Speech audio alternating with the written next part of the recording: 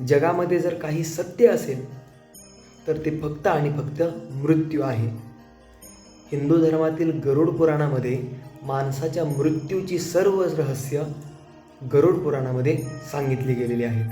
मृत्यू म्हणजे काय, मृत्यूनंतर काय होते किंवा मृत्यूची जाणीव आपल्याला कशी होते, या सर्व प्रश्नांची उत्तरे गरुड पुराणामध्ये लिहिलेली आहेत. भारतातील सर्व पुराणामध्ये गरुड पुराणाचा देखील समावेश आहे. मनुष्याने जीवन कसे जगावे, म्हणजेच जे काही आपण कर्म करतो, जे काही चांगले कर्म करतो किंवा जे काही वाईट कर्म करतो, त्यांचे उत्तर गरुड पुराणामध्ये आहे. म्हणजेच मृत्यूनंतर आपण जसे जसे वाईट कर्म केले आहे त्या वाईट कर्माप्रमाणेच आपल्याला फळे देखील वाईटच मिळणार आहेत. तर त्यांचे जे काही उत्तर आहे ते गरुड पुराणामध्ये दिलेले आहे. भगवान विष्णू यांचे वाहन गरुड आणि श्रीहरी यांच्या संभाषणातून लोकांना उत्तम जीवन, लोकांना योग्य जीवन जगण्याचा अर्थ, जगण्याचा मार्ग म्हणजेच गरुड पुराण.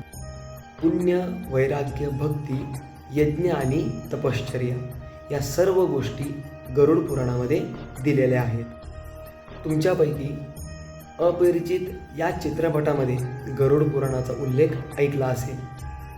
मनुष्य जसे जसे वाईट कर्म करतो, मृत्यूनंतर त्याला मृत्यूलोकी जाऊन त्या वाईट कर्माचे फळ हे मिळत असते, असे गरुड पुराणामध्ये दिलेले आहे. गरुड पुराणात जीवन आणि मृत्यू यांच्या नंतरची परिस्थिती सांगण्यात आलेली आहे.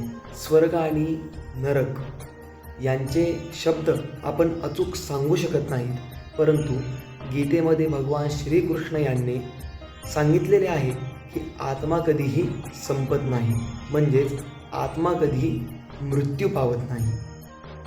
गरुड पुराणानुसार जेव्हा आपला मृत्यू होतो, मृत्यूनंतर 2 यमदूत येतात आणि तो आत्मा घेऊन जातात.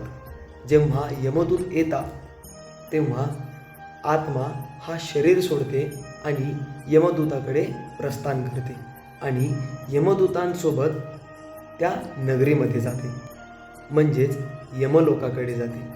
यमलोकामध्ये गेल्यानंतर यमदूत त्या आत्म्याला यमनगरीमध्ये 24 तास ठेवतात आणि त्या आत्म्याने म्हणजेच त्या मनुष्याने जिवंतपणी ज्या काही चांगल्या गोष्टी केल्या, ज्या काही वाईट गोष्टी केल्या, ते यमदूत त्या आत्म्याला सांगतात आणि 24 तास तिथे त्यांना ठेवतात. त्यानंतर त्या आत्म्याला त्याच घरात सोडले जाते जिथे त्याचं आयुष्य गेलं आहे. 13 दिवस त्या आत्म्याला आपल्या नातेवाईकांसोबत ठेवले जाते. ज्या व्यक्तीने अत्यंत वाईट कर्म केले आहेत त्याला आपला प्राण सोडताना अत्यंत वेदना होतात, परंतु ज्या व्यक्तीने अत्यंत चांगली कर्म केली आहे त्याला आपला प्राण सोडताना कुठलीही वेदना होत नाही, असे गरुड पुराणामध्ये दिलेले आहे. 13 दिवसानंतर पुढचा प्रवास निश्चित होतो. गरुड पुराणानुसार 13 दिवस पूर्ण केल्यानंतर आत्म्याला यमलोकाच्या मार्गावर जावे लागते. यमलोकात जात असताना त्या आत्म्याला 3 वेगवेगळ्या प्रकारचे मार्ग भेटतात: स्वर्गलोक, पितृलोक आणि नरकलोक. व्यक्तीच्या कर्माच्या आधारे हे निश्चित केले जाते. पहिला मार्ग अर्ची म्हणजेच देवलोकाचा प्रवासाचा मार्ग मानला जातो. दुसरा मार्ग धूम मार्ग, पितृलोकाचा मार्ग आणि तिसरा मार्ग उत्पत्ती विनाश, जो नरकात जाण्यासाठी मार्ग आहे. पाप आणि पुण्याला निर्धारित कालावधीपर्यंत भोगल्यानंतर आत्म्याला पुन्हा शरीर प्राप्त होते. मृत्यूची चाहूल कशी होते तर नाभीचक्रात तुटायला सुरुवात होते. धार्मिक ग्रंथाचा आधार घेतला की मृत्यूवेळी सर्वात पहिल्यांदा नाभीचक्रात वेग येतो. नाभीचक्र म्हणजे मणिपूर ध्यान चक्र तुटतं. नाभी शरीरांचे केंद्रीय स्थान असते, कारण येथून माणसाच्या जन्माची सुरुवात झालेली असते. येथूनच माणसाचा प्राण शरीरापासून वेगळा होतो. त्यामुळे मृत्यूचा पहिला संकेत नाभीचक्रामध्येच जाणवतो. हे नाभीचक्र एका दिवसात तुटत नाही, त्याला खूप वेळ लागतो. जसं जसा नाभीचक्र तुटत जातो तसं तसा मृत्यू जवळ येत राहतो. तसं पाहिलं तर मृत्यूपूर्वीचे संकेत कसे मिळतात याचा उल्लेख अनेक धार्मिक ग्रंथामध्ये केलेला आहे. त्यामध्ये गरुड पुराण, सूर्य अरुण संवाद, समुद्रशास्त्र आणि कापालिक संहिता या ग्रंथामध्ये प्रामुख्याने याबद्दल उल्लेख केलेला आहे. जसे की नाग दिसणं बंद होतं. या ग्रंथामध्ये सांगितलेलं आहे की मृत्यू वेळ जवळ आल्यानंतर व्यक्तीला अनेक संकेत मिळू लागतात. त्यातून समजतं की शरीराचा त्याग करण्याची वेळ जवळ आलेली आहे.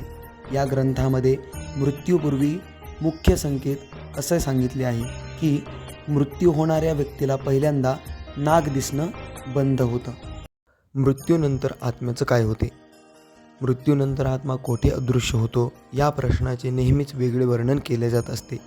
तथापि एक गोष्टीत एकत्रित आहेत. संपूर्ण हृदयविकारानंतर एखादी व्यक्ती नवीन स्थितीत राहते. मृत्यूनंतर 13 दिवसानंतर आत्मा पृथ्वीवरच असतो. आपण मेलो आहेत हे समजून घेण्यासाठीच माणसाला खूप वेळ लागतो. मृत माणसाचा आत्मा 13 दिवस त्यांच्या जवळच्या लोकांच्या आसपास असतो. हा व्हिडिओ आपल्याला आवडल्यास नक्कीच व्हिडिओला लाईक करा, शेअर करा व माझे हे यूट्यूब चॅनल लवकरात लवकर सबस्क्राईब करा. भेटूया पुढच्या अशाच मनोरंजक आणि माहितीपूर्ण व्हिडिओमध्ये. धन्यवाद.